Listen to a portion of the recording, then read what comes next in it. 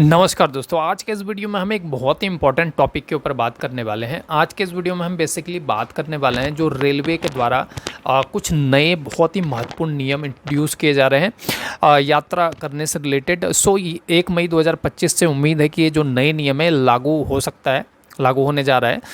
इन नियमों की जानकारी सभी को होनी बहुत ही ज़रूरी है। जैसे कि आपको पता ही होगा कि रेलवे जो इंडियन रेलवेज़ है वो भारत की लाइफलाइन है, क्योंकि इसमें लाखों व्यक्ति सफ़र करते हैं। हर रोज़ लाखों यात्री एक स्थान से दूसरे स्थान तक सफ़र करते हैं रेलवे के द्वारा, रेलवे के माध्यम से। रेलवे के नियमों में जब बदलाव होने जा रहा है, इसकी जानकारी कहीं ना कहीं हम सबको होनी ही चाहिए। और ये जो नियम जो चेंज हो रहे हैं, बड़े बदलाव हो रहे हैं। मेरी रिक्वेस्ट होगी कि वीडियो को पूरा ज़रूर देखें, जिससे कि पूरी जो इन्फॉर्मेशन है वो आपको अच्छे तरीके से समझ में आ जाए।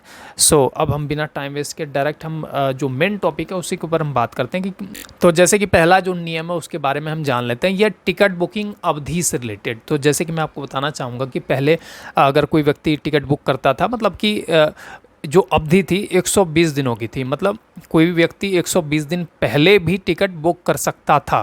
बट इसको घटा करके अब 60 दिन कर दिया गया है। मतलब कि अब व्यक्ति 60 दिन पहले तक ही टिकट बुक कर सकता है, मतलब कि 2 महीने पहले तक टिकट बुक कर सकता है। और दूसरा जो बड़ा नियम है इसके बारे में हम जान लेते हैं। ये वेटिंग टिकट के नियमों से रिलेटेड, मतलब कि वेटिंग टिकट को लेकर के भी पहले जो है यात्री स्लीपर क्लास में सफ़र कर लेते थे, स्लीपर क्लास से चले जाते थे। बट अब क्या है, इसको बहुत ही स्ट्रिक्ट तरीके से लागू किया जा रहा है। ये जो नया नियम है इसमें अब ये है कि ये होने जा रहा है कि अब जो है वेटिंग टिकट को लेकर के यात्री स्लीपर क्लास या एसी बोगी में सफ़र नहीं कर सकता, वहाँ मान्य नहीं होगा। ये स्ट्रिक्टली इस चीज़ को लागू किया जाएगा। और अगर कोई भी यात्री इसमें पकड़ा जाता है तो उस पर भारी भरकम जुर्माना भी लगाया जाएगा। उसके बारे में हम बात करेंगे। बट अभी हम जान लेते हैं कि अगर वेटिंग टिकट किसी के पास है, किसी व्यक्ति के पास, तो वो किस बोगी में सफ़र कर सकता है एक्चुअल में।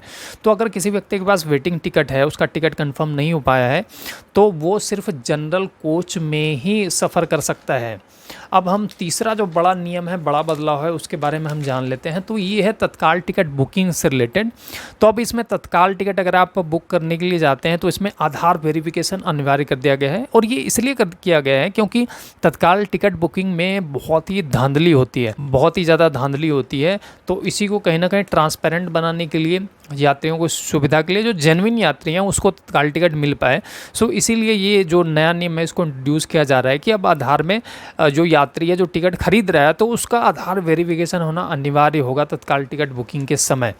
और रिफ़ंड पॉलिसी में बदलाव इसमें होने जा रहा है, जो चौथा हम बदलाव के बारे में बात कर रहे हैं।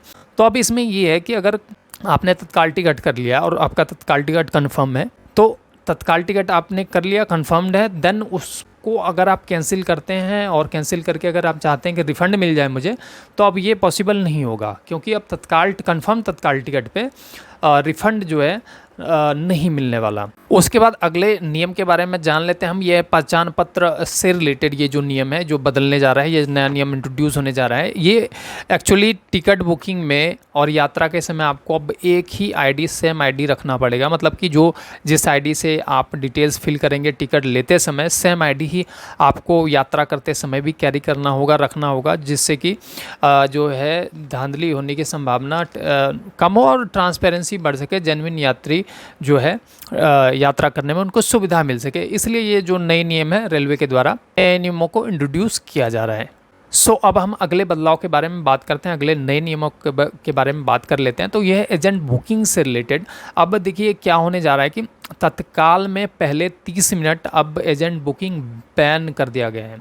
मतलब कि तत्काल में पहले क्या होता था कि पहले 30 मिनट एजेंट बुकिंग होती थी, उसके बाद जो है नॉर्मल बुकिंग स्टार्ट होती थी। बट अब ये तत्काल में 30 मिनट पहले एजेंट बुकिंग पूरी तरीके से बंद हो जाएगा।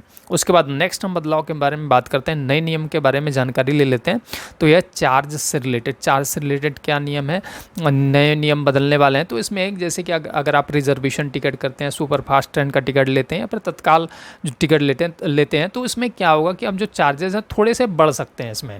सो आई होप ये जो इन्फॉर्मेशन है आपको काफ़ी अच्छा लगा होगा। वीडियो अच्छा लगा हो तो वीडियो को लाइक ज़रूर करें और इस वीडियो को आगे ज़्यादा से ज़्यादा लोगों में शेयर करें, जैसे कि ये इन्फॉर्मेशन अवेयरनेस ज़्यादा से ज़्यादा लोगों तक स्प्रेड हुआ है, फैल पाए। और हमारे इस यूट्यूब चैनल को सब्सक्राइब करके ज़रूर रख लें, क्योंकि हम ऐसे ही यूज़फुल वीडियोज़ अपने इस यूट्यूब चैनल के माध्यम से हमेशा लाते हैं और लाते रहेंगे। सो वीडियो को अंत तक देखने के लिए आप सबका धन्यवाद।